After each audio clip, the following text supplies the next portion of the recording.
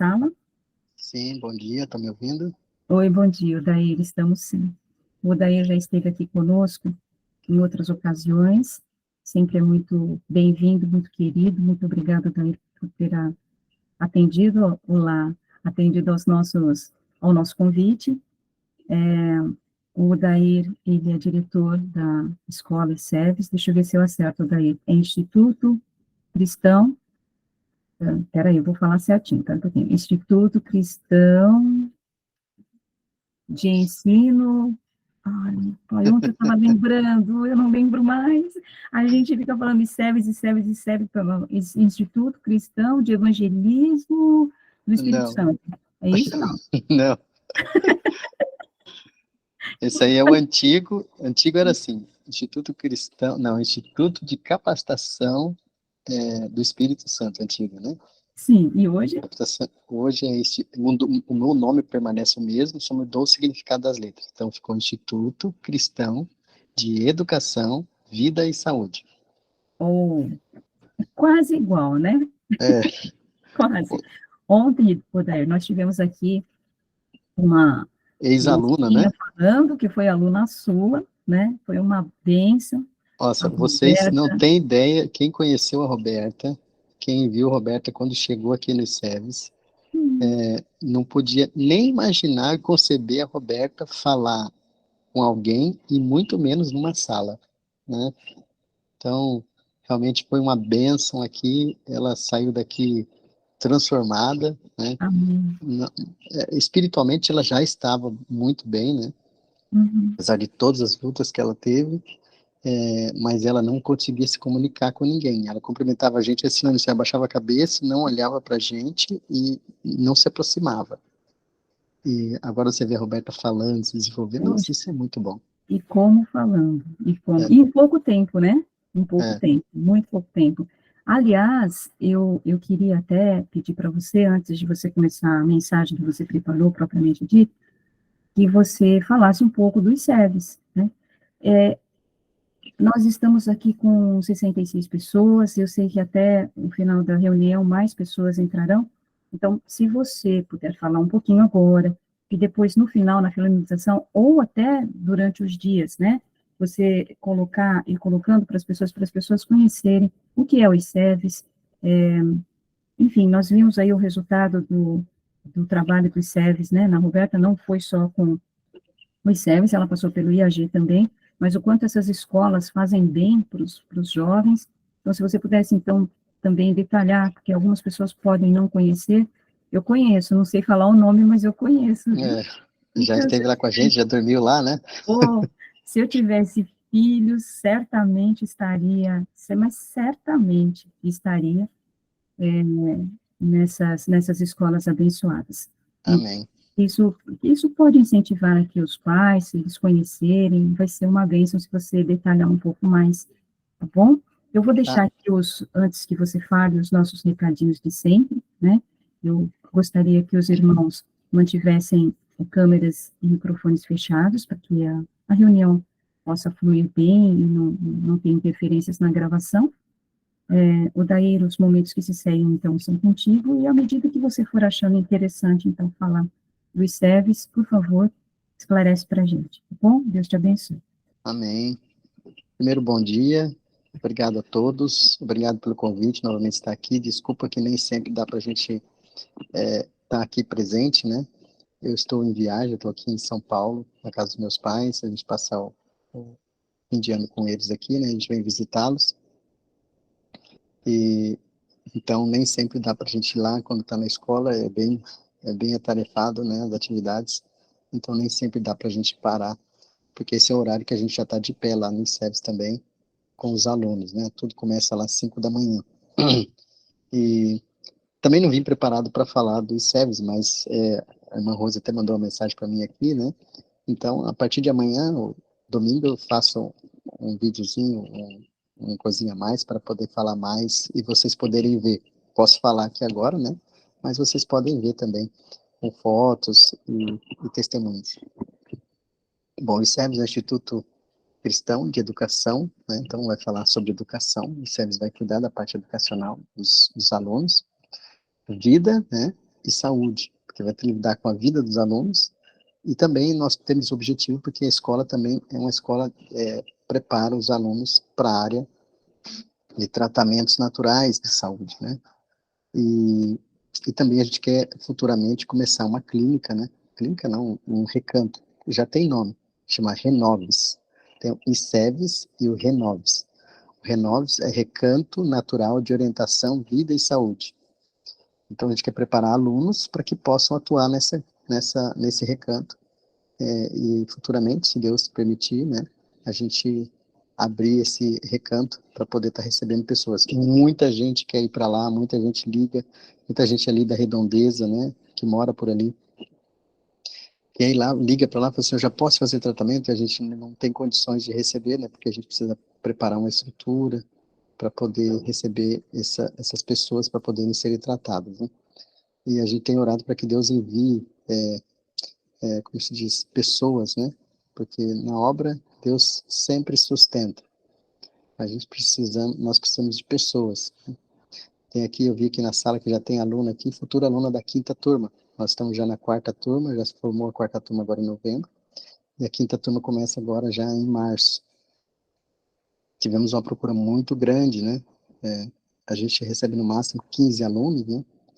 E a gente teve 32 inscritos para essa turma. E a gente está aumentando o número de 32, quer dizer, de 15 para chegar ali no máximo em 20, né? 20. Vamos ver o que Deus vai preparar. Então, foram desses 32 que se inscreveram, 28 estão aptos a ser alunos, né?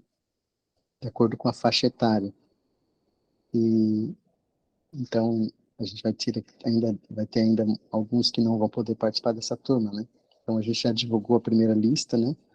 E tem ainda uma segunda lista para divulgar, conforme vão fazendo as inscrições. E os alunos ali vão aprender sobre agricultura, sobre corte e costura, sobre tratamentos naturais, sobre culinária, sobre educação, sobre relacionamento, sobre casamento, sobre namoro, sexualidade, sobre música, né? Qual a música que Deus espera que nós usemos para cultuá-lo. Vão aprender também sobre relacionamento, vão aprender sobre as profecias de Daniel, sobre as profecias de Apocalipse, sobre trabalho missionário, sobre a história da igreja, sobre tratamentos mentais, né? Porque eles recebem lá. A professora Célia Querubim é uma das professoras, ela dá uma semana de aula sobre saúde mental, e depois à tarde ela fica com cada aluno individualmente, conversando, dialogando, para ela traçar um plano de como nós podemos ajudar esse aluno, né? E graças a Deus, tem feito muitos milagres, muitos mesmo. Quem não assistiu à formatura dessa turma agora que aconteceu, toda turma tem no sábado, tem a formatura acontece sexta noite, sábado de manhã, sábado à tarde e domingo de manhã. No sábado à tarde eu testemunho dos alunos do que foi para ele passar no ICEVES. Se você assistiu dessa turma, tá lá no nosso YouTube, você pode entrar no link no YouTube ICEVES Brasil Oficial. E tem lá, formatura da quinta turma, testemunhos. Você vai ver ali cada testemunho que foi muito emocionante. Muita gente entrou em contato com assim, irmão, eu fiquei emocionado, chorei muito, me ajudou, e tem sido uma benção, não só para os alunos, como também para a família dos alunos, né? Umas histórias maravilhosas. Então entra lá, assiste, né? Você vai ver que você pode enviar seu filho para cá, porque o objetivo do SEVES é restaurar a família. Então, muitos alunos vêm para cá e não querem ir embora, não querem voltar para casa, porque eles falam assim, mas se eu voltar para casa vai ser só complicação, é só briga, e eu não quero voltar para lá, eu quero continuar aqui. Então, a gente trabalha restaurando a família e o aluno, e através do aluno restaurar a família, né? Que é a missão do terceiro Elias, né? Restaurar os pais aos filhos e dos filhos aos pais, né? Então, a gente entende que essa é a nossa missão, restaurar a família. Então, através do aluno, a gente busca restaurar a família, o relacionamento do aluno com o pai, com a mãe, né? depois do pai com a esposa, da esposa com o marido, para que isso aconteça dentro do lar, né? E tem sido uma bênção mesmo. Então, se você quiser conhecer mais, quiser ser aluno dessa escola, peça no nosso WhatsApp, 27, é o DDD, 99574 3244. 27, o DDD, 99574 3244. Aí você manda uma mensagem assim, quero ser aluno. Aí você vai receber um formulário, você preenche, tem um videozinho para ser feito, e aí você, quem sabe, pode vir para a próxima turma, se tiver vaga, tá bom? Tem a turma de março e depois a turma de agosto. Então, que Deus abençoe vocês. Amanhã eu falo um pouquinho mais, ou domingo eu falo um pouquinho mais do service. E aí vocês podem entrar lá nos testemunhos, nosso culto de pôr do sol é sempre transmitido, né? E você também pode conhecer mais também pelo nosso site. Eu vou tentar abrir aqui minha... Eu tive hoje de manhã um problema com o meu computador. Eu estou com o computador da minha esposa e não consegui, como se diz, abrir o WhatsApp no meu computador. Então eu vou tentar ver aqui se eu consigo abrir aqui pelo computador da minha esposa.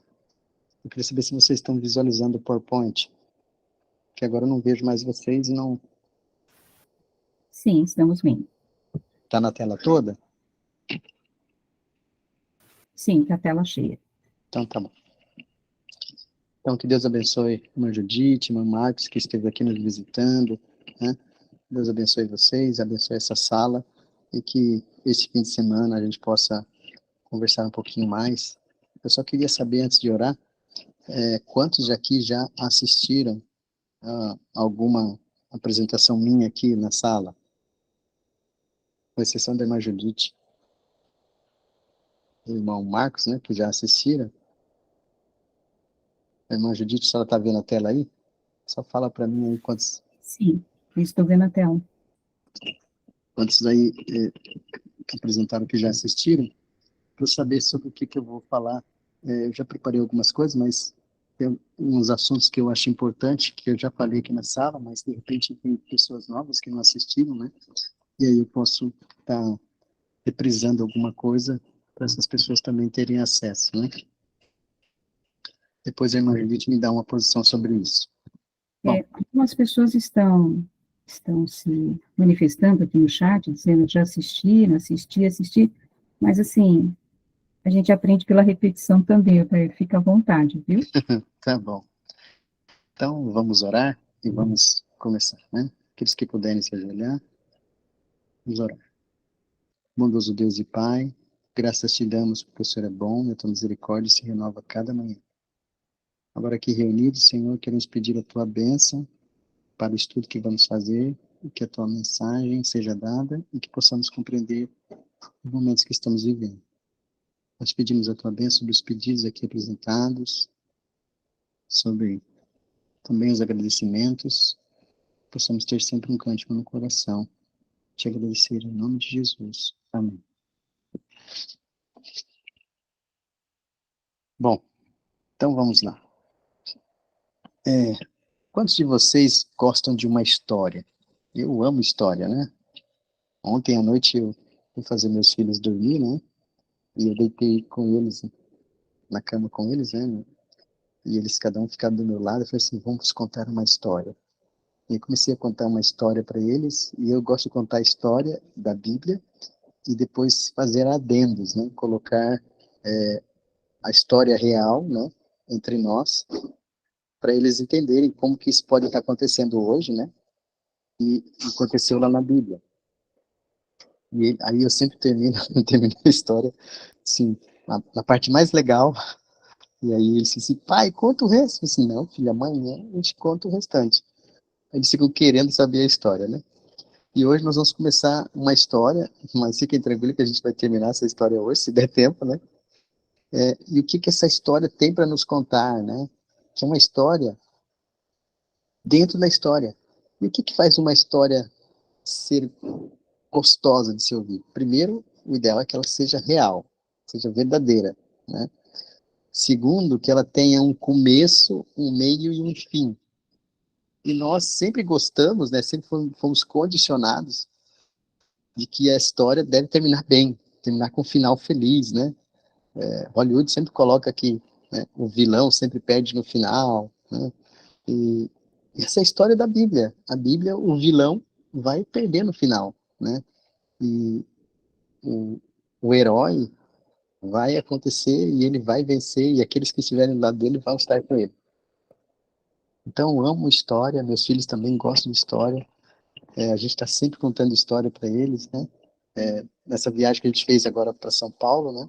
A gente veio conversando no carro e aí eu perguntei para eles o que, que eles queriam saber, né? Aí eu falei, papai vai contar a história do papai e da mamãe, de como foi que o papai e a mamãe se conheceram, porque muitos filhos não sabem a história dos seus pais, né? E aí a gente ficou um tempão contando a história de como a gente se conheceu, como foi que a gente começou a namorar, como foi o nosso namoro, como foi o nosso noivado, nosso casamento, até chegar neles, né? E eles chegaram aqui, a gente foi fazer o culto com os meus pais e eles, assim, pediram pro o vô e a avó contar a história deles, né? Conta a sua história, a gente já sabe do papai, eu quero saber a de vocês, né? Mas a Bíblia, ela também tem histórias. E é interessante que quando você olha para o caminho de Emaús, aquele homem misterioso que estava com os dois discípulos, né, começou a contar uma história para eles. E eles começaram a ouvir a história que eles já tinham ouvido, já tinham conhecido, já sabiam dessa história, mas eles não tinham entendido. E o que aconteceu? Quando eles entenderam a história da forma correta, isso trouxe para eles um reavivamento. Eles foram reavivados pela palavra. Então, quando nós estudamos a história nos leva a compreender a vontade de Deus e o seu desejo para nós. Mas se a gente não entender essa história no contexto que nós estamos vivendo, essa história não vai trazer nenhuma mudança para a nossa vida. Então, compreender a história da Bíblia e a história do grande conflito, de como tudo aconteceu, como está acontecendo, como vai ainda acontecer, nos leva, nos motiva a uma mudança, né? E essa mudança levou os discípulos de Emaús voltarem. Eles estavam com a comida pronta em cima da mesa e a Bíblia diz que eles não comeram, né? E eles saíram e foram pregar uma mensagem. É interessante que esse contexto da história nos leva a entender que eles pregaram essa mensagem em jejum. Olha que coisa interessante. E a Sion Light diz que nós estamos vivendo um tempo de jejum, mas não de ficar sem comer, mas de se abster daquilo que é mal, para que nós possamos pregar a mensagem, dar a mensagem ao sono do certo. Então, tem vários contextos ali que a gente pode fazer uma aplicação para a gente entender como nós estamos vivendo hoje. Quando nós chegamos no livro de Daniel, que é onde vai ser o ponto de partida do estudo de hoje, Daniel capítulo 5, versos 26 a 28, ali fala de um banquete também, de uma festa, né? E está ali reunido Belsazar, e ele deu um grande banquete para 1.000 dos seus senhores e bebeu vinho na presença dos 1.000. E é interessante que vinho na Bíblia, ele tem um significado doutrinário, né? Quando você vai lá na frente, você vê que a meretriz, a prostituta, ela deu do seu vinho a quem? Aos reis e aos grandes da terra. Aqui também, o rei está distribuindo vinho aos seus reis e grandes da terra daquele tempo. A aplicação para lá para o Apocalipse que João vai usar no entendimento do que aconteceu aqui com Belsazar. Então, Belsazar agora está dando esse banquete. E quem que é Babilônia nesse período? Babilônia, ela é um grande império mundial que reina sobre todas as outras nações. Assim também, no tempo do fim, nós teremos uma Babilônia, né, que vai reinar sobre todos os povos. Apocalipse 13. E aí, nós vemos também que Babilônia, ele é o quê? Ele é um poder contra Deus e contra o povo de Deus. Então, aquela Babilônia atacou e escravizou o povo de Deus. A Babilônia, do tempo do fim, pretende fazer a mesma coisa. Atacar o povo de Deus, e ele é contra tudo o que se diz em relação a Deus. Desculpa, irmãos. Então, quando a gente chega em Daniel, capítulo 5, lá diz assim: então trouxeram os vasos de ouro que foram tirados do templo da casa de Deus, que estava em Jerusalém, e beberam neles o rei, os seus príncipes, as suas mulheres e as concubinas. Beberam vinho e deram louvores aos deuses. Olha só, ouro, prata, bronze e ferro, madeira e pedra. Interessante que você vê aqui em Daniel 5 o que vai acontecer lá em Daniel 8, Daniel 8:14. O santuário será lançado por terra, que aqui mostra a Babilônia, eles atacando o santuário, porque eles trouxeram os vasos de ouro que foram tirados de onde? Do santuário, da casa de Deus que estava em Jerusalém. E eles profanam, então, todos os utensílios do santuário. Assim como em Daniel 8, o chifre pequeno vai fazer a mesma coisa. Então, e ele distribui, aqui está vendo de novo, ele distribui usando o santuário o vinho da sua O prostituição. entendimento da fala está muito ruim. Estão me ouvindo ou não? Alô? Alô, a voz não tá sobressaindo para mim. É só a senhora ou os outros também estão? Não, tá perfeito aqui para mim. É. Perfeito. Então deve ser Pra aqui. mim também tá ruim. Aqui também tá bom. Aqui tá Tá. ótimo. Também tá Então pode ser que seja. Pode ser alguma coisa aí no som do aparelho dos irmãos, né? Talvez aumentar o volume. Então vamos lá. Então nós vemos que há uma ligação entre Daniel e Apocalipse. E a história típica, o tipo e o antítipo também estão se relacionando aqui, né? E aí nós vemos então a história de Belsassar e Ciro, né?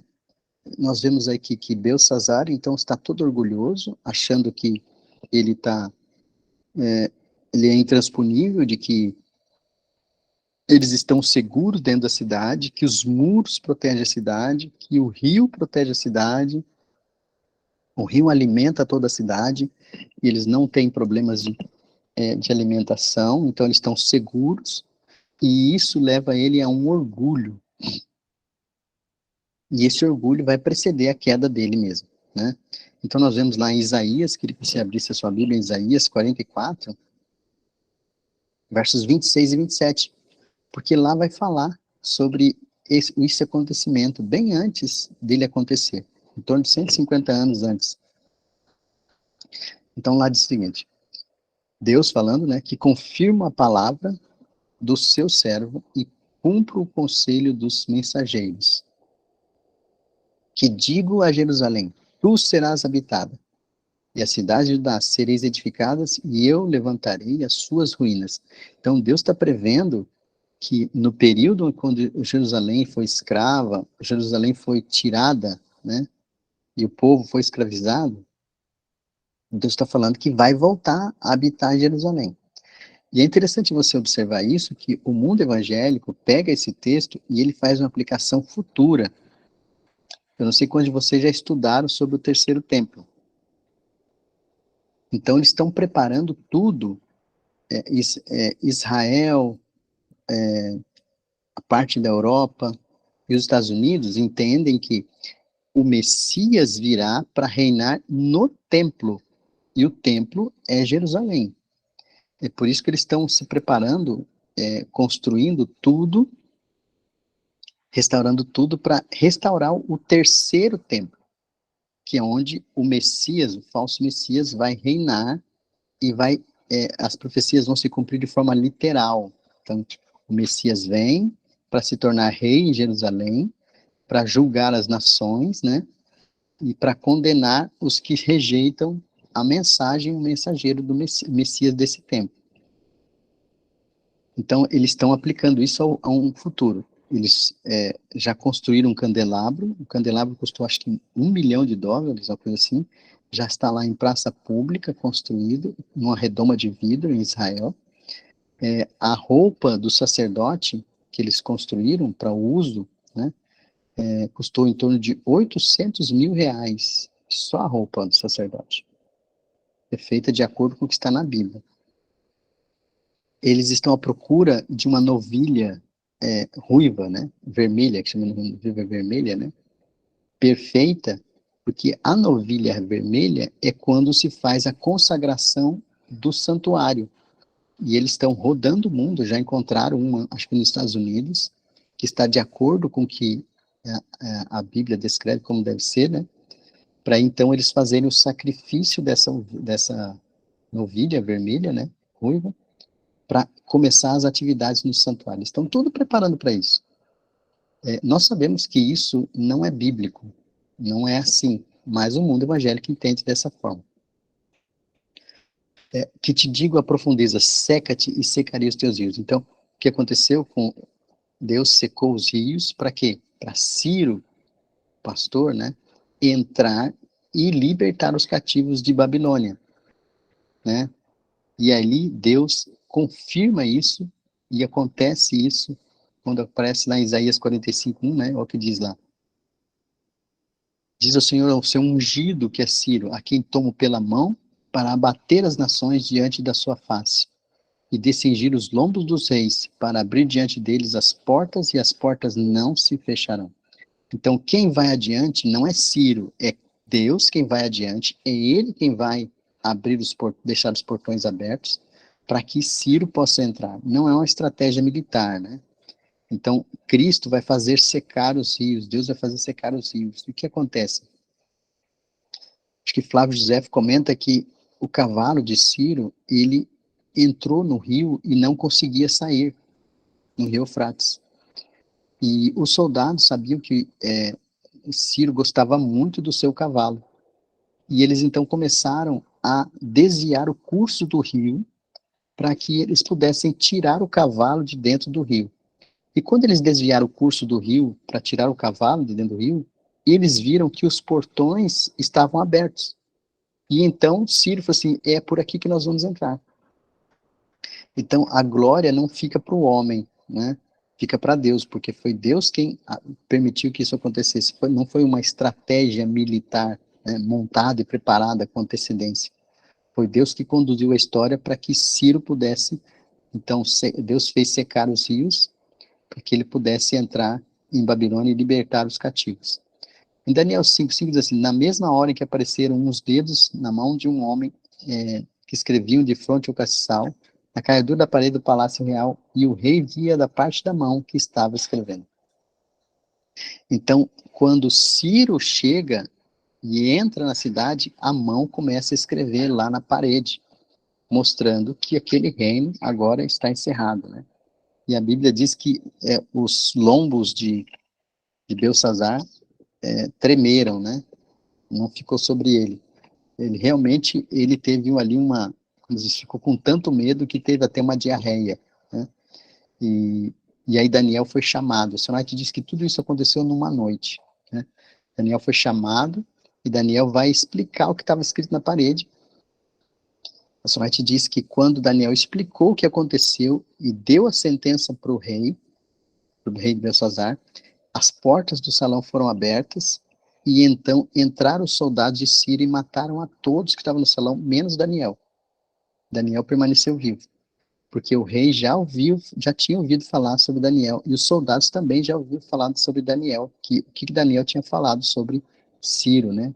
E o que Daniel estava falando e pregando sobre esse novo reino que viria. Então, Deus protegeu então Daniel, e todos foram mortos ali. E aí, quando a gente vai para a 2 Crônicas, né, nós vemos essa profecia, né, no primeiro, sendo realizada, que no primeiro ano de Ciro, ele pega e manda publicar no Diário Oficial daquele tempo, né, De quê? Para que se cumprisse a palavra. Imagina você ler o Diário Oficial. Escrito isso. Porque é isso que aconteceu. Ele publicou no Diário Oficial da época, para que se cumprisse a palavra do Senhor na boca de Jeremias. Olha só, num texto do Estado, Deus sendo glorificado e o profeta sendo anunciado. E diz assim, e despertou o Senhor espírito de Ciro, rei da Pérsia, o qual fez passar um pregão por todo o reino. O que é pregão? Mandou anunciar para todo mundo o que deveria ser feito. E também escrito dizendo, olha o texto que foi publicado. Assim diz Ciro, rei da Pérsia, o Senhor Deus dos céus me deu todos os reinos da terra. Então, Ciro reconhece que ele recebeu o reino pelas mãos de Deus. Ele engrandece a Deus. E ele, olha só, ele diz assim, e o Senhor me encarregou de edificar a sua casa em Jerusalém, que está em Judá, que há entre vós e de todo o seu povo. O Senhor Deus seja com ele, e vocês podem subir.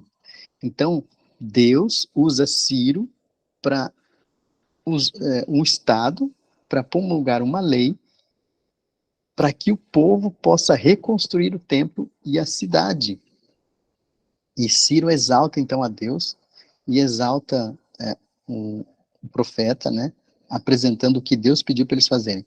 E ele dá o edito, mas não é obrigatório. Ele falou assim, olha, isso é para vocês fazerem, vocês estão livres, vocês podem seguir e fazer o que Deus está pedindo. Então, Babilônia, que era um poder anti-Deus, e ataca Deus, e o verdadeiro faraó de Babilônia não era Belsazar, né? O verdadeiro faraó de Babilônia era o próprio Satanás, que usava o poder de Babilônia para escravizar o povo de Deus e não permitir que o povo de Deus avançasse. E agora Deus, então, tira a Babilônia e coloca um novo reino, e esse novo reino vai dar liberdade para o povo para sair de Babilônia, para voltar para sua cidade e reconstruir o templo e a cidade. Então, toda vez que Satanás tenta cercar o povo de Deus, Deus vai intervir na história, tirando esse reino. Enquanto o reino está permitindo que a vontade de Deus aconteça com o seu povo, Deus permite esse reino avançar. Quando chega no limite, Deus tira e coloca um novo reino. Vocês vão ver que toda a história vai falar a mesma coisa em relação a isso, né? Então, Babilônia, ela vai tomar a força, o que de Deus? O santuário e o seu povo. Satanás faz a mesma coisa. Ele também quer tomar o santuário de Deus e tomar o seu povo, escravizar o seu povo. E Deus, então, vai intervir na história. Aí o que acontece? Babilônia, com todo o seu poder, né? Ela vai ser vencida por Ciro, que vai fazer o quê? Vai descer as profundezas, secar o rio, penetrar na cidade e libertar os cativos de Babilônia. E é interessante que isso faz uma aplicação a Cristo. O reino de Cristo, literal na terra, era Jerusalém, que ela tinha muros, e era cercada, era fechada. E quando Cristo vai libertar os cativos, eles têm que sair da sua cidade e entrar num outro reino, que é o reino de Satanás, para libertar os cativos. Então, Cristo sai dos muros da cidade de Jerusalém, é levado para fora da cidade, e ele é crucificado e morto fora da cidade. Então, fora da cidade, representando Babilônia. Então, Cristo sai de Jerusalém, do seu reino, e entra no reino de Satanás para libertar os cativos, né? Para libertar o seu povo. Então, o que significa ungido? A palavra ungido vem de Messias, né? Que vem do hebraico Meshia, né? Que significa ungido. Então, a palavra que Deus diz lá, Ciro, meu ungido, ela tem uma dupla aplicação. A Ciro, literal, e a Cristo, ungido, porque Ciro não era ungido. Quem era ungido era Cristo. Ele era o Messias. Então, é uma aplicação, uma dupla aplicação, onde Cristo vai libertar o povo dele, entrando no reino de Babilônia e libertando o seu povo. E é interessante que a palavra que foi escrita lá na parede do rei, Belsazar, é a mesma palavra que Cristo usa lá no grito da cruz. Está consumado. Está encerrado o seu reino. Está encerrado o processo com Babilônia. Cristo também vai fazer a mesma palavra lá na cruz, quando ele diz está consumado. Está encerrado o reino de Satanás, né? E agora começa um novo reino, que é o reino de Cristo, o reino da glória, o reino da graça. Então, quando Cristo morre, o véu do templo vai se rasgar de alto a baixo. E aquela mão misteriosa que esteve lá no palácio do rei, agora ela aparece ali no santuário, rasgando o véu de alto a baixo. Então, olha só o que a Ellen White diz aqui, o comentário bíblico, né? Não foi a mão do sacerdote que rasgou o véu de cima para baixo, que dividia o lugar santo do santíssimo, mas foi a mão de Deus. Quando Jesus clamou, está consumado, ou seja, encerrou, acabou, o mesmo espectador santo que estava na festa de Belsazar pronunciou que a nação judaica deixaria de ser a eleita. Olha só, então o mesmo espectador que falou lá para Belsazar, acabou para vocês, falou aqui para a nação judaica, também acabou para vocês. Então a mesma mão que traçou os caracteres da maldição de Belsazar e o fim do rei de Babilônia, rasgou o véu do templo de cima para baixo. É como se a mão estivesse escrevendo para os judeus, acabou. Está encerrado o processo com o santuário terrestre, e agora será o celestial, e vocês ainda terão um tempo de 3 anos e meio de misericórdia para se arrependerem. Caso não aconteça, Cristo vai levantar então uma nova igreja, a igreja cristã, que vai surgir então depois da morte de Cristo. E quando Cristo é morto, então o reino que está reinando no período de Cristo é o reino de Roma. E Roma tem os seus selos reais. Então, quando Cristo morre, eles selam a sepultura de Cristo, dizendo que significa não mexa, não remova, não perturbe, não mude. Aqui tem uma autoridade romana, humana, que impede que essa pedra seja tirada daqui. Então, ele manda selar, lacrar a sepultura, e manda os soldados ficarem ali, rodeados em volta da sepultura, para que ninguém mexa. E é interessante que desce um anjo, só um anjo. E o texto bíblico é muito interessante que fala sobre isso, né? Então, esse único anjo desce, ele olha para a pedra e vê assim, o que tem aqui? É um selo romano? E ele abre a sepultura, né? E é como uma autoridade do céu, um único anjo, aqueles soldados todos caem por terra, e esse único anjo remove a sepultura, e fala assim, esse selo aqui é romano? Ele tem autoridade? Tira ele, por favor. E ele tira aquele selo, e olha, a Bíblia diz que, olha só o que a Bíblia diz que esse anjo fez. E houve um grande terremoto, porque um anjo do Senhor, descendo do céu, removendo a porta, a pedra, sentou-se sobre ela. Olha que coisa interessante. Ele se assenta sobre a pedra, como se assim, a autoridade romana não tem nenhuma autoridade. Ele remove o selo e se assenta sobre essa pedra. E aí, por que Ciro, então, liberta o povo de Deus? Por que ele vai fazer isso? Porque tem um motivo. Ele não liberta simplesmente para vocês estão livres para fazer o que quiser. Então, quem são esses que estão em Babilônia? São aqueles príncipes que foram levados para Babilônia, no começo do seu reinado, tirados de Jerusalém, levados para Babilônia, e lá em Babilônia, eles se tornam, então, os príncipes de Babilônia. Então, muda-se o nome deles. Lembra o que aconteceu com Daniel? Muda-se o nome. Dá a eles um estudo, um sistema educacional babilônico, uma língua babilônica, e eles começam a construir as suas famílias dentro de Babilônia. Babilônia, ele é um grande reino, um grande império, cheio de riquezas, muitas oportunidades. As pessoas acham que o povo de Israel, eles eram escravos no chicote lá. Não era assim. A escravidão babilônica era uma escravidão de circunstância. Eles estavam em Babilônia, eles trabalhavam em Babilônia, eles ganhavam o seu dinheiro, eles eram assalariados, eles compravam coisas em Babilônia, e eles viviam dentro de Babilônia, para promover o crescimento de Babilônia. Não era de chicote. Tanto é que quando eles foram libertos, a senhora diz que mais de 1 milhão deles estavam morando lá já. Já tinham construído famílias, já tinham suas casas, seu trabalho, suas atividades, talvez o seu carro, sua faculdade, os seus cursos, né? E eles moravam dentro de Babilônia e se sustentavam dentro de Babilônia. Quando Ciro vem dar o decreto de libertação, esse mais de 1 milhão que estava lá, não sai. Eles preferem ficar lá.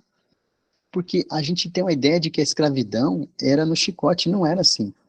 A escravidão de Babilônia é a mesma escravidão de hoje, que nós estamos vivendo hoje. É uma escravidão de circunstâncias. Eu estou na cidade, eu trabalho na cidade, eu ganho, eu pago os meus impostos, faço compras, eu sobrevivo na cidade. E Deus só fala assim, saia das cidades, saiam desse sistema, porque é isso que vocês estão fazendo, vocês estão sendo escravos em Babilônia. Então tem um convite para sair das cidades, para sair desse sistema, porque em breve o convite vai ser diferente. O convite vai ser, você não pode comprar nem vender se você não aceitar agora o rei de Babilônia. Então, Ciro agora vai libertar, dar condições para que o povo saia livremente da cidade. E ainda dar condições financeiras para eles fazerem essa construção e restaurar a cidade de Jerusalém. Então, por que Ciro libertou? Havia uma missão que Deus tinha dado para Ciro, e Ciro cumpre perfeitamente a missão que Deus dá. Olha, liberte o meu povo e dê condições para eles irem reconstruir a cidade. E ele faz exatamente por isso pelo edito. E Jerusalém estava toda destruída, os muros todos caídos. E então agora Esdras vai chamar o povo, convidar o povo para sair e para avançar para a reconstrução. E quando a gente chega no livro de Esdras, nós temos quantos decretos? Nós temos ali 3 decretos. Então, nós temos Esdras 1 a 3, né? Que é no primeiro ano de Ciro, que é o que a gente acabou de ler. Ciro vai dar liberdade para o povo sair e construir a sua cidade. Só uma pergunta, até que hora a gente tem? 7. Tá, Oi, então tá bom. o nosso tempo de terminar com as perguntas, as considerações, Odair, é por volta de 7 horas, tá Tá, bom? então eu tenho Então até a gente, 6h30, mais ou menos. Isso, mais ou menos, tá ótimo. Tá. E aí, então, vamos correr, então. Vamos ver se vai dar tempo de terminar isso hoje. Então, Esdras vai libertar o povo, né? Vai ler o edito, né? Para que o povo possa, o primeiro apresentado ao povo. Então, Ciro apresenta a libertação, Esdras 1 a 3, né? Que é o primeiro, né? Para reconstruir o templo, e foi dado por Ciro essa ordem. Depois vem o segundo decreto, que é dado por Esdras, está lá em Esdras capítulo 6, né? Que é Dario. Dario vai dar de novo um decreto para que o povo construa a cidade. E depois, em Esdras capítulo 7, em 457 a.C., Artaxerxes, então, vai dar o decreto onde o povo vai poder construir o templo e a cidade, e vai dar autonomia, ou seja, o decreto ele só vai ampliando. É como se ele fosse, olha gente, Ciro falou para vocês irem, vocês não foram. Aí vem Dario e fala assim, olha, eu vou dar mais um reforço para vocês, vou proibir que vocês sejam impedidos de construir a cidade. Mesmo assim, ninguém vai. Então, pouca gente vai. E aí, quando chega em Esdras 7, Artaxerxes vai dar mais opção. Olha, eu não vou dar só para vocês construir o templo, vocês vão reconstruir a cidade e vocês vão ser independentes, vocês não vão ser mais ligados a gente, vocês estão livres e vão ser uma cidade independente. E mesmo assim, o pessoal prefere ficar em Babilônia, que agora não é mais Babilônia, é Império, né, Medo-Persa. E eles preferem ficar. E quando dá esse decreto, alguns se motivam. E quantos são? Né? Alguns se motivam, não são todos. E depois, em seguida, vem quem? Vem o Neemias. Neemias, ele era um copeiro do rei, né? E ele chega diante do rei e ele tem tanta intimidade com o rei que o rei olha para ele e o rei vê que ele está triste. E o rei se preocupa com ele. Por que você está triste, Neemias? E ele vai explicar para o rei por que ele está triste. E o rei, então, vai permitir que ele saia e vá reconstruir a cidade. Porque ele vai lá, passam-se 13 anos, o povo sai da cidade, vai para lá, mas ninguém constrói o templo. Ninguém restaura a cidade. Cada um vai construir a sua própria casa. E vai edificar suas casas, e vai ficar por ali, e vai sobrevivendo ali em Jerusalém, sem cumprir aquilo que Deus tinha pedido.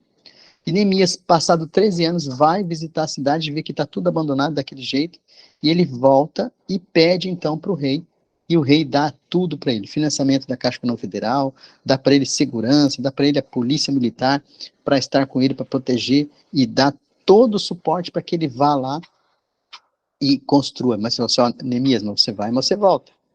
Eu preciso de você aqui. E Neemias vai para reconstruir a cidade. E quando ele vai para reconstruir a cidade, quantas pessoas saíram de Babilônia e vão ajudar a reconstruir a cidade? A Bíblia diz que, e a senhora White confirma isso, que foi em torno de 50 mil pessoas, olha só, quase 1 milhão dentro da cidade, morando, por volta de 1 milhão, e só 50 mil saem de Babilônia para ir ajudar a reconstruir Jerusalém. E desses 50 mil, quando eles vão lá, eles não constroem as próprias cidades, e eles começam a construir as suas próprias casas. Então, em que livro nós estamos aqui? Nós vamos dar uma pausa, porque nós estamos no livro de Esdra e Neemias. E agora a gente vai começar uma história dentro da história. Para a gente ver que a história da Bíblia, ela tem outra história dentro dela. E essa é a história onde nós vamos entrar dentro dela. Que é como eu faço com os meus filhos, eu vou fazer com vocês agora. Quando nós chegamos no livro de Gênesis, nós vemos ali que Gênesis começa com a história de um homem chamado Adão. E Adão, ele é representado como o quê? Como um Cristo. E ali, Cristo, ele é o segundo Adão. Então, o primeiro Adão, ele cede no apetite, cai na tentação e perde o seu reino.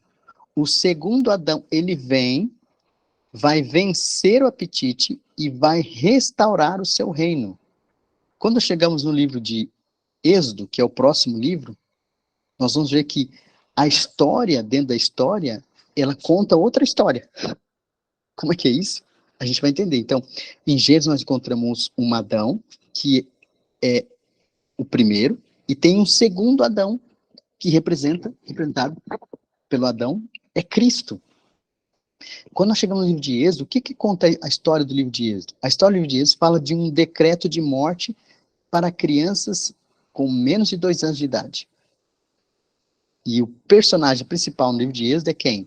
Moisés. E ali, um homem é retirado das águas.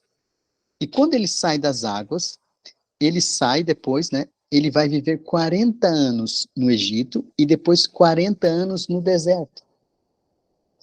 E lá no deserto, ele vai ter um encontro com Deus, na sarça ardente, onde ele vai receber uma missão para sair o quê? Para libertar o seu povo. Então, ele retorna do deserto para libertar o seu povo. Então, Cristo também passou por um decreto de morte de 2 anos, crianças abaixo de 2 anos, e quando ele sai das águas do batismo, ele vai para o deserto e vai ficar 40 dias no deserto, e ele sai do deserto e retorna para libertar o seu povo. O próximo livro é Levíticos, é uma história que também vai contar a história de Cristo. No livro de Levítico é a história do quê? Do trabalho do sacerdote para purificar o seu povo dos seus pecados. Então, Cristo depois que vem do deserto, ele vai fazer um trabalho, ele vai chegar no templo e vai lançar por terra aquele comércio que estava ali, vai derrubar aquilo e vai chamar a restauração do santuário e vai chamar também o seu povo para uma restauração espiritual. Depois do livro de Levítico, nós temos o livro de Números. E o que acontece no livro de Números? Moisés liderando 12 tribos, 12 homens, 12 tribos. Moisés faz um chamado para 70 homens. Cristo, Moisés, tipológico, lidera 12 homens e faz um chamado para os 70 e dá uma missão para eles. No livro de Deuteronômio, nós também encontramos uma história dentro da história. O que acontece no livro de Deuteronômio? É o último sermão de Moisés. E lá ele reúne as 12 tribos e repete o concerto com eles, canta uma canção e se afasta para morrer sozinho e logo ressuscita. Cristo, um tipo de Moisés, Cristo reúne os 12 discípulos, repete o concerto na Santa Ceia, canta uma canção e se afasta sozinho no Getsêmani, morre e ressuscita um tipo de Cristo. Moisés é um tipo de Cristo. E aí, próximo livro, Josué. O que acontece com Josué? Ele tem que dar uma sequência da história. E a sequência da história, Josué, ele é Yeshua, que é como se fosse o nome de Jesus. E o que Josué faz? Ele derrota uma cidade com um grito forte, faz cair os muros.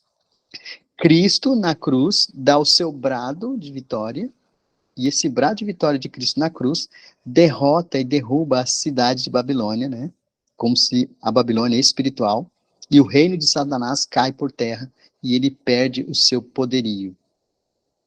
E agora, o próximo livro é o livro de Juízes. Então, Cristo agora morre, e os discípulos ficam sozinhos. Cristo está com eles, envia o Espírito Santo. E o que acontece no período de Juízes? São 12 tribos que conquistam sem um líder presente, representando os 12 apóstolos, que agora, sem Cristo estar presente, eles saem para conquistar, saem para levar o seu reino. E no livro de Juízes acontece algo interessante. Acontece um ciclo de apostasia no livro de Juízes. Então, o que acontece no livro de Juízes? O povo recebe liberdade, vai para a apostasia, se torna escravo, se humilha, se arrepende e de novo recebe a libertação. Isso vai acontecer num ciclo dentro de Juízes. Ali, sempre, você vai lendo Juízes, assim, o povo recebe liberdade, vai para a apostasia, se torna escravo, se humilha, se arrepende e recebe de novo a libertação. Isso vai acontecer num ciclo ali dentro do livro de Juízes, representando o que vai acontecer depois da morte de Cristo. O povo de Deus recebe liberdade do pecado, e aí volta para a apostasia, vai para a escravidão, se humilha e se arrepende. E isso vai acontecer 7 vezes aqui, e vai acontecer 7 vezes lá na frente, depois com Cristo. Nós vamos ver isso lá na frente. E aí, o próximo livro vem a contar a sequência da história. A sequência da história é Ruth e Noemi. Uma mulher gentia, que tinha uma sogra que era hebreia. Olha que coisa interessante. E aí, ela diz para essa sogra, o teu Deus será o meu Deus. E o que acontece com Ruth? Ela sai para trabalhar nos campos, e aí Boaz, pergunta, quem é aquela mulher trabalhando no campo? E Boaz, então, se apaixona por essa mulher, e ele manda trazer essa mulher, e ele se casa com ela, e ele se encanta com essa mulher que trabalha no campo. Olha que coisa interessante, a história da igreja. Os gentios, agora a igreja hebraica deixa de ser a igreja oficial, e os gentios com o cristianismo vão trabalhar nos campos, levar a mensagem, colher os frutos, e Cristo, Boaz, vai olhar para essa mulher que trabalha no campo, levando a mensagem, colhendo os frutos, e vai se encantar por ela. Esse é o tipo da igreja que Cristo espera. Olha só, uma sogra gentia. A igreja, né? A igreja gentia tem uma sogra, e essa sogra, ela é hebraica. A igreja cristã veio de onde? Da igreja judaica. Os gentios vieram. E Cristo vai se apaixonar por essa igreja que trabalha. Isso deveria ser também o nosso... Cristo gosta de uma igreja, de uma mulher que trabalha na obra, que avança, que colhe os frutos, que vão levar a mensagem ao campo. E aí, o próximo livro vai falar o quê? Samuel. A sequência da história fala de uma nação que rejeita o sumo sacerdote Samuel, rejeitando a Cristo.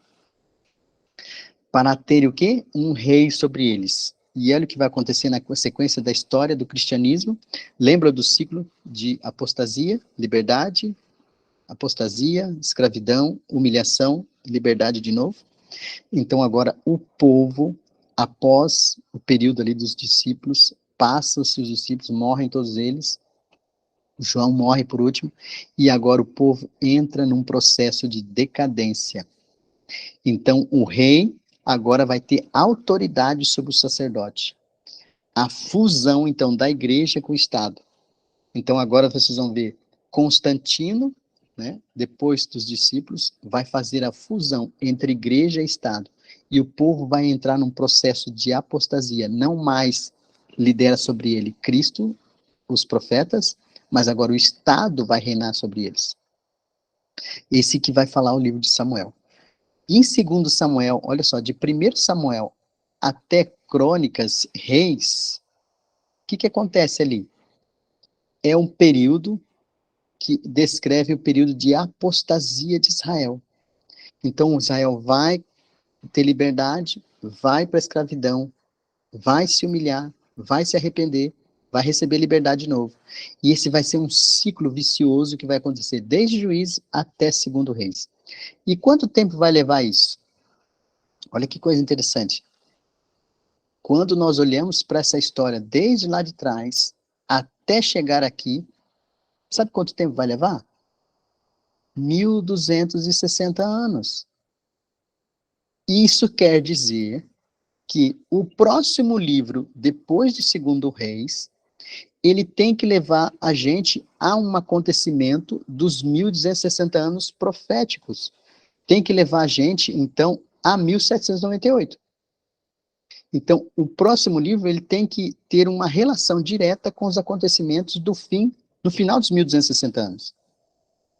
E qual que é o próximo livro, depois de 2 Reis? Esdras. Uau, a gente estava lendo lá Esdras agora há pouco. E o que vai falar o livro de Esdras? O livro de Esdras, sabem que nós aprendemos agora há pouco? Que houve uma proclamação de quê? De 3 decretos. Depois do período de 1260 anos, começa a proclamação do quê? Das 3 mensagens angélicas. Então, o livro de Esdras, ele é uma representação da pregação das 3 mensagens angélicas do tempo do fim, depois de 1260 anos. E quando nós olhamos para Esdras, então, olha só, o primeiro decreto apontava para a importância do santuário. Olha só o que diz aqui a Ellen White em Profetas e Reis. Olha aqui o que ela diz. Graças ao favor que lhes fora mostrado por Ciro, aproximadamente 50.000 dos filhos do cativeiro tinham tirado vantagem do decreto que lhes permitia voltar. Esse, entretanto, em comparação às centenas de milhares espalhados através das províncias Medopérsia, eram apenas um simples o quê? Remanescente. Olha a linguagem que a senhora White usa aqui, inspirada por Deus. Esses 50.000 que saíram de Babilônia era apenas um remanescente. Será que isso tem uma ligação com a gente hoje? A grande maioria dos israelitas tinham escolhido permanecer na terra do seu exílio, antes que enfrentar a dureza da jornada e o retorno e o restabelecimento das suas desoladas cidades e lares. Olha só, não, sair da cidade para ir para o campo, não. Isso aí é só para os remanescentes aí, eu não quero isso não, eu quero ficar aqui, tá tudo bem aqui na cidade. E eles escolheram ficar. E quantos foram? Por volta de 50 mil. Agora, olha só. É nos dito, então, que essas 50 mil pessoas deixaram Babilônia e foram fazer o seu trabalho na reconstrução de Jerusalém e das cidades e dos muros. Agora eu faço uma pergunta para você. Quantas pessoas vieram das igrejas de Babilônia, Babilônia espiritual, quando a mensagem começou a ser pregada em 1844? Porque as igrejas estavam seguindo os métodos de Babilônia. Então Deus levanta um povo, um remanescente, nesse período, e eles começam a convidar o povo para sair de Babilônia. Então, quantas pessoas das igrejas do período da Sra. White saíram de Babilônia e se reuniram com o movimento adventista? Olha, dá uma olhada aqui, vamos dar uma olhada. Aqui em Grande Conflito, página 376, e Grande Conflito, página 383. Como sua obra tendia a edificar as igrejas, aqui ela está falando da obra de Guilherme Miller. Então, a obra de Guilherme Miller foi por algum tempo olhada com favor. Mas decidindo-se os pastores e os dirigentes religiosos contra a doutrina da segunda vinda de Cristo, desejando suprimir toda agitação a respeito, olha só, não somente se opuseram a ela de púlpito, mas também negaram aos membros o privilégio de assistir às pregações sobre o assunto. Então, no tempo da Sra. White, quando eles estavam estudando sobre a volta de Cristo, junto com Guilherme Miller, por um tempo eles foram tolerados. Mas depois os pastores decidiram, e os dirigentes falaram assim, não, nós não queremos mais essa mensagem. Não queremos nem que seja ouvida, nem que seja pregada, e nem que seja anunciada na igreja. E quem for lá assistir, também vai ser disciplinado. Olha só, mas também negaram aos membros o privilégio de assistir às pregações sobre o assunto. Ou mesmo falar de tal esperança nas reuniões de oração. Ou seja, nos pequenos grupos também não podia falar desse assunto de oração, de oração na igreja. Assim, encontravam-se os crentes em grande provação e perplexidade. Então, aqueles que estavam acreditando nessa mensagem, falaram assim, e agora, o que a gente vai fazer? Está todo mundo proibindo a gente, os pastores estão proibindo a gente não pode mais pregar isso na igreja, também não pode conversar sobre esse assunto, e também não pode fazer isso nos pequenos grupos. Olha só o que ela vai continuar dizendo. Eles amavam suas igrejas. Eles que ela está falando é quem? Esses que faziam parte desse movimento. Repugnava-lhes separar-se delas. Eles não queriam sair das suas igrejas, cada um queria estar com a sua igreja. Mas, vissem suprimido o testemunho da palavra de Deus e negado o direito de pesquisar as profecias, olha só, estão suprimindo a pregação das escrituras, o conselho de Deus, estão proibindo a gente de pesquisar e estudar, então eles compreenderam que a lealdade para com o Senhor lhes vedava a submissão, ou seja, eles não se submetiam cegamente. Você olha, vocês têm limite para dirigir e coordenar o povo, desde que seja de acordo com a palavra de Deus, e vocês estão indo contra a palavra de Deus. Então eles não poderiam considerar que os que procuravam excluir o testemunho da palavra de Deus como constituindo a igreja de Cristo, coluna e base da verdade. Então, assim, olha, vocês estão perseguindo o povo de Deus, vocês estão com o espírito de Roma, não é assim que Deus age. Não é coagindo, não é impondo, Deus age com justiça e com amor. E olha o que acontece. Quando eles veem que isso está acontecendo, olha só o que acontece. Daí sentirem-se justificados a sair dessas congregações. E no verão de 1844, aproximadamente 50 mil se retiraram das suas igrejas. Uau! Quantos? 50 mil saíram das suas igrejas e se reúnem com o movimento millerita para anunciar e pregar a mensagem, as 3 mensagens angélicas. O mesmo número que saiu de Babilônia literal, agora a Babilônia espiritual, eles também saem e se reúnem com o movimento millerita. A Sra. White está confirmando isso aqui, e olha só o que diz mais aqui. Então o primeiro decreto dava liberdade para o povo escolher ir, né, e reconstruir o santuário. O segundo decreto era uma ameaça aos inimigos do povo de Deus. O terceiro decreto dava autonomia e poder ao povo para construir o templo e a cidade. Apocalipse 14, verso 6. O que acontece em Apocalipse 14, verso 6? Qual é o próximo livro? Porque o próximo livro tem que ter uma relação direta com isso que está acontecendo. A pergunta que eu faço para vocês, qual é o próximo livro? E o que vai acontecer daí para frente? Querem saber? Amanhã nós continuamos esse assunto, porque o nosso horário já ficou em cima do tempo aqui, então eu vou deixar para a gente terminar esse assunto amanhã. Tá ok?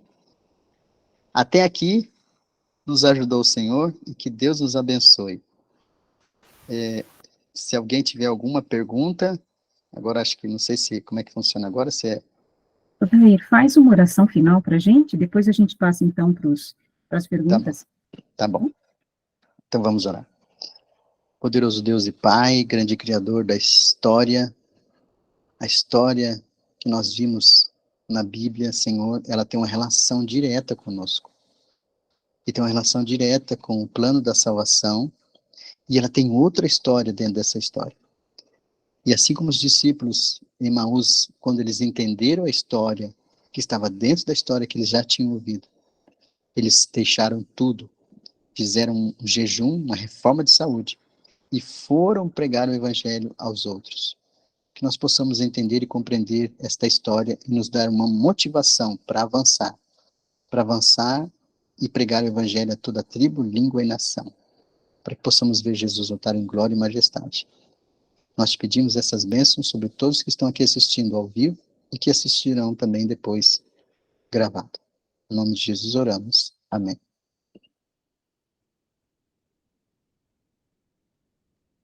Amém.